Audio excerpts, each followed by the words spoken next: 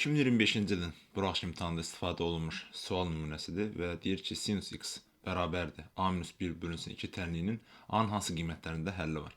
Demək olar ki, eyni model, eyni tip misallardır, hər il istifadə olunur. Biz bilirik ki, sinus x-in həlli ola bilməsi üçün onun ala biləcəyi qiymətlər -1 və 1 parçasında olmalıdır. Deməli, biz bu ifadəni, verilən ifadəni -1-dən böyük bərabər şəklində yazmalıyıq və 1-dən də kiçik bərabər şəkildə yazmalıyıq. Yəni, bu -1 və 1 arasından kənarda qiymət ala bilməz sinus x-in qiyməti.